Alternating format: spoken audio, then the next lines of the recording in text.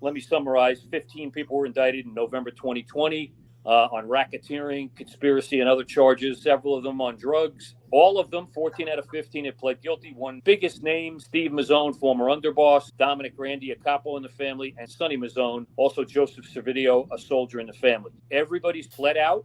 All of the sentencings are over except Steve Mazzone, which will occur in 2 weeks now. It was put off a couple of weeks ago after his attorney, John Maringolo, passed away. But, John, I'm curious your impressions of that case. You've been on the witness stand a couple of times. You know your way around a government case. Just your thoughts. The case in itself hurt them. A family never wants to take a hit like that. And when they do, Joey Merlino lost an underboss and he lost one of his top captains. So now he has to make a decision. What is he going to do? Is he going to fill these positions? And how's he going to go about that? In this case, the alleged boss, Joey Merlino, is this his choice? It is a conglomeration of opinions here. And in some cases, I think you and I talked about this on the phone, they could put no one in those positions. First of all, is Joey Merlino can do whatever he wants. As the boss of the family, he could just leave it alone, not fill these positions. The easiest position to fill is the captain position. I don't know if they do the same thing in Philly that they do in a lot of the New York families where they have an acting captain. They should. In that situation, the acting captain would usually get bumped up and take over the crew. If there's not an acting captain, then they could pick someone in the crew to become the captain or the acting captain. He could put somebody else and bump him up and make him a captain. Mazzone's position is a harder one to fill. He may want to either make the decision on his own to put somebody there or maybe confer with his administration. You know, he has an administration. Somebody may step into the position as an acting, or maybe they'll create a panel, you know, like the New York families. He may create a panel if they don't have one in place already. They may have a panel. You've met Merlino a couple times. You know him. Does he consult with acting boss Joe Legambi, who's now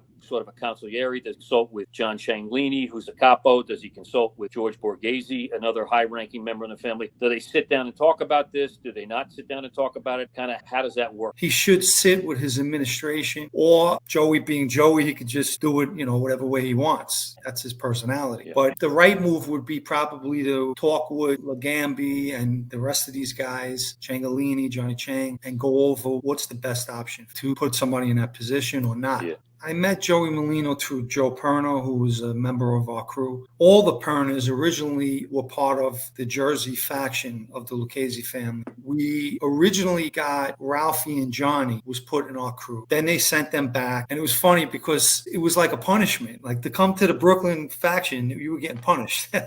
Internal fighting inside the Jersey faction within the Pernas, I believe. I don't know if the Tessettas were involved, but there was a lot of in-house fighting. So they separated them. Joe Perna came to our crew. I became friendly with him. He eventually introduces me to Joey Merlino, and we one day took a trip out to Philly, and we went to a diner in Philly. The first guy we ran into was Johnny Chang. Joey introduced me to him. I had a message from Joey Amato. Joey Amato is a captain with the Colombo family. I had spoken to him prior to me going to Philly. He said, do me a favor. If you see Johnny Chang, give him a message from me. And I relayed the message to Johnny Chang. Then Joey and I went and met up with Dom, Stevie Mazzone, Stevie's brother Sonny, and we had a late breakfast with them.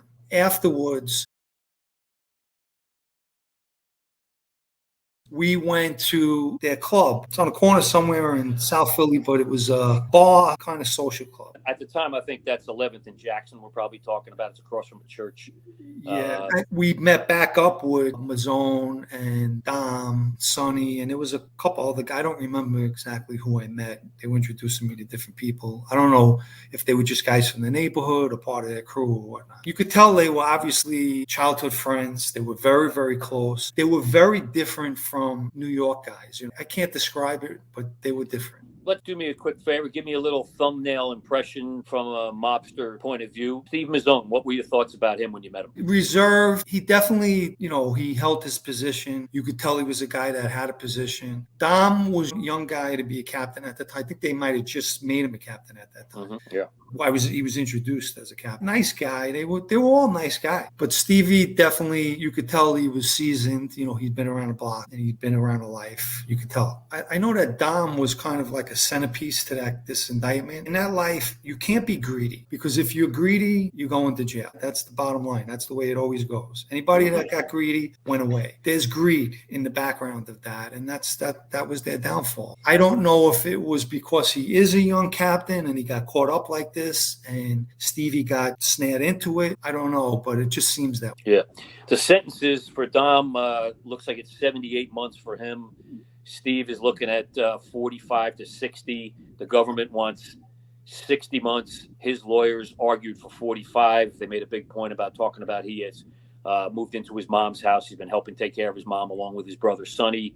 They stressed his family ties.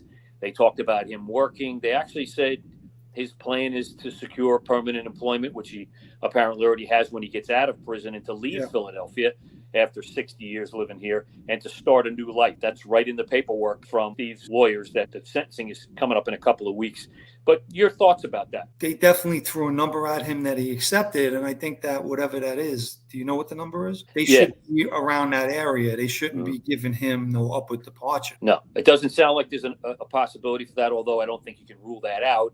I think the deal might go away if that were to happen. But right now, the government's asking for the high end, the 60 months. His lawyers are asking for the low end, 45. Look, he's jammed up at, is he 60? I think he's in his 60s or 60s. He's 59. He might be turning 60 pretty soon. Okay, so he's 60 years old going to the camp. Even at 40-something months, those are years that you don't get back. Whether he is going to come out and move out of Philly and go get himself a job, he'd be smart to, but induction ceremony caught on tape in which Steve is a very prominent speaker throughout that ceremony would give you good cause to consider a guilty plea as opposed to going to trial. A lot of people don't know this. And on the other side, in Italy and Sicily, it's a crime. Like an induction ceremony could get you time. It's mafia association. Over here, it's not. It's not a crime to be inducted into a family. Yeah. But the act of doing it when you're on a RICO case, it's a little tricky. There's also introductions made during that induction ceremony based on the transcripts that I've seen. Everybody gets introduced, and that's never good when that's on tape. It's a must during the induction ceremony because that's a guy's first introductions, but to have it on tape is bad. That they could always use that tape. That induction ceremony pretty much solidifies whatever chart they're making or moves the pieces around a little bit, but helps them make that chart, correct? Well, you're correct. Believe it or not, any time that I had to go into the FBI office, they would cover the charts. They would cover them. They didn't even want me to see their charts. Also, I'm sure a contributing factor for Dom Grandi on deciding to plead guilty. In addition to tapes about him involved in drug activity with Joe Servideo and others, a government informant. If there's damaging tapes and you're on those tapes, you want to get out of that case quickly. You don't want those tapes playing to a jury and then they're going to be putting them all over the news and everything else. Yeah. And George Anastasia, my partner on Mob Talk, likes to say you can't cross-examine a tape. No. And it's difficult once it's out there and it's heard by the jury. It's tough to get around that. Your voice, as everybody knows, what convicted John Gotti? It was the tapes. Yeah, the tapes are damaging. You see these guys and you're around the guys and things like that, and you know that they're friends. Dom is younger than the main crew, but 5 or 6 of these guys grew up in the same neighborhood, down the block from each other, hung out on the same corner together, played half ball and stick ball and whatnot together.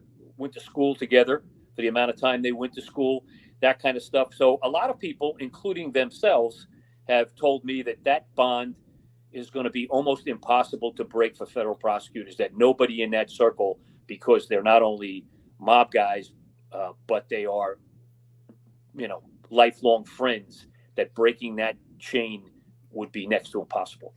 Your thoughts about that? I agree wholeheartedly. That particular crew of guys, you're not breaking it. No way.